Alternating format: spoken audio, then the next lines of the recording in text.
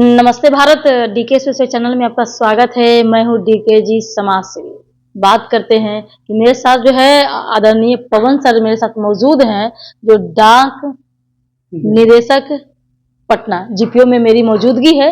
हम बात कर रही हूँ कि सर मुझे ये बताएं कि प्रधानमंत्री नरेंद्र मोदी जी 14 के बाद जब आए तो डाक विभाग में क्या चेंजिंग, क्या विधि, क्या व्यवस्था लेकर के आए? डाक विभाग दिन प्रतिदिन हाईटेक होता जा रहा है और डाक विभाग ने बदलाव के दौर को देखा है। डाक विभाग तेजी से अपने आप को बदल रहा है। आपको पता होगा, पहले India post payment bank IPPB की सुविधा नहीं थी। आज की तारीख में आईपीपीबी अस्तित्व में है। पेपरलेस ट्रांजैक्शन होता है, बिना किसी कागज के आपका आईपीपीबी का अकाउंट खुल जाएगा।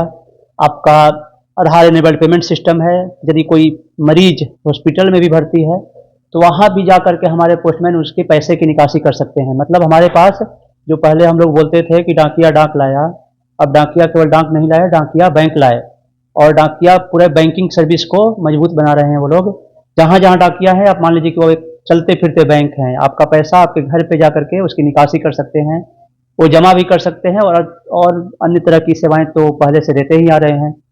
तो ये परिवर्तन हुआ। उसके बाद और भी कई तरह के, आपको पता होगा कि हाल के कुछ वर्षों में नए पोस्ट ऑफिस खुले हैं 5000 से ज़्यादा। आज की तारीख में कितना आश्चर्य का विषय है कि सरकारी संस्थान सिकुड़ते जा रहे हैं। सरकारी जो उपक्रम है उनका कई बार डिसइन्वेस्टमेंट होने का निर्णय लिया जाता है, लेकिन ये संस्थान जो है ये तेजी से बढ़ रहा है और दुनिया का सबसे बड़ा पोस्टल नेटवर्क है। तो इसको माननीय प्रधानमंत्री जी ने तवज्जो दिया है, इसको और ताकत प्रदान किया है और इसका सबसे बड़ा उदाहरण है कि 5000 से ज़्यादा नए पोस्ट ऑफिस खुले हैं कुछ ही वर्षों के अंदर और नए पोस्ट भी सैंक्शन हुए हैं यूडीएस के। ये नहीं है कि पहले से जो पोस्ट था वही लोग काम करेंगे इधर से उधर।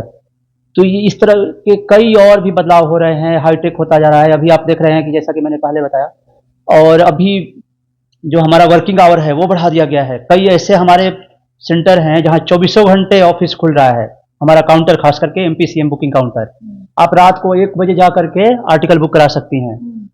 कई हमारे ऐसे सेंटर हैं जहाँ 8 घंटे का वर्किंग आवर होता था, वहाँ 12-12 घंटे, मतलब आप पहले जो 6 बजे बंद हो जाता था, रात को 10 बजे बंद होता है या रात को 8 बजे तक चलता है। तो यदि कोई नौकरी पेशा व्यक्ति है, वो 6 बजे के बाद अपने घर आता है, उसके बाद भी पोस्ट ऑफिस में आकर के कुछ तरह की सेवाएं ले सकता है। तो इस तरह से बहुत बड़ा बदलाव एक तरह से डाक विभाग देख रहा है। पासपोर्ट सेवा केंद्र हमारा सबसे बड़ा उदाहरण है। पहले पासपोर्ट बनाने के लिए पहले किशनगंज, कटिहार के लोगों को पटना आना पड़ता था। अब तो हर जिले में जो हमारा हेड पोस्ट ऑफिस है वहाँ पर पासपोर्ट सेवा केंद्र खुल गया है, तो वहीं से पासपोर्ट बन जाएगा। अधिकांश हमारे पोस्ट ऑफिसों में आधार बनता है। अब हम लोग दुनिया के किसी भी देश में, अधिकांश देशों में यहाँ से एक्सपोर्ट कर सकते हैं, व्यापार कर सकते हैं। आपको तो अच्छे से पता है, डाक निर्यात केंद्र हमारा हर जिले में लगभग खुल गया है और कुछ जिलों में तो 1 से ज़्यादा भी खुला है जहाँ ज़्यादा जरूरत है। जैसे पटना में 1 से ज़्यादा है, भागलपुर में 1 से ज़्यादा है, चंपारण में 1 से ज़्यादा है। तो इस तरह से बहुत कुछ नया नया हो रहा है। बैंकिंग को सेक्टर को देखा जाए सर कि अदर बैंक और पोस्ट ऑफिस बैंक में क्या डिफरेंस लेकर के आया? अदर बैंक हर गांव में नहीं होता है, पोस्ट ऑफिस हर पंचायत में है। 9300 पोस्ट ऑफिस है बिहार में और सारे बैंकों की कुल शाखाओं की संख्या जोड़ देंगे तब भी मुझे उम्मीद है कि इतनी नहीं होगी संख्या। और डोर लेवल पे आपको सुविधाएं उपलब्ध है और पोस्टमैन का तो हर गली में, हर घर तक रोज जाना होता है ना, रोज। तो मैंने बोला कि पोस्टमैन भी तो अपने आप में बैंक बन गए हैं। उनके पास जो मोबाइल है उससे वो बैंकिंग सेवा दे रहे हैं। आपके पैसे की निकासी कर सकते हैं, आपका आर्टिकल बुक कर सकते हैं, आपका डिलीवरी का काम तो बहुत पहले से वो कर रहे हैं। तो बैंकिंग सेवा में तो इंडिया पोस्ट पेमेंट बैंक मैंने जो बताया वो सारी बैंकिंग सेवा ही थी।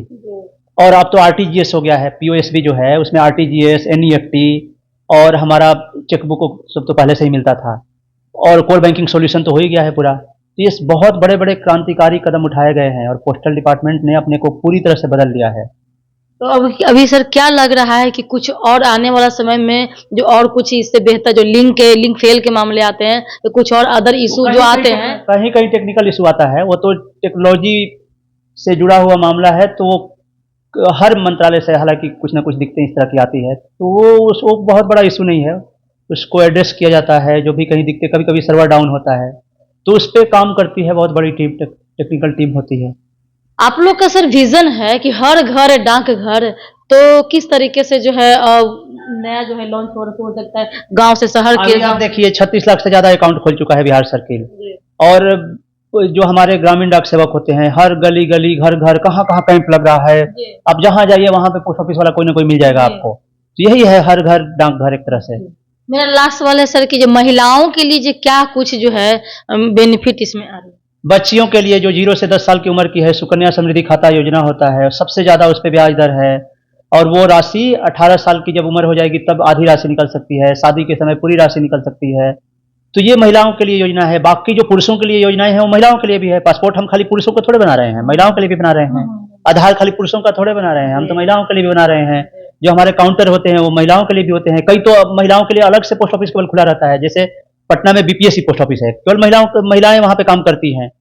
तो वहां पे महिलाएं काम कराने जो आती हैं उनके लिए भी सुविधा होती है कि सामने महिला इंप्लाई होती हैं। और भी कई जगह हमारा महिला पोस्ट ऑफिस है। चलिए इन तमाम बातों के लिए सर बहुत बहुत सर धन्यवाद। शुक्रिया।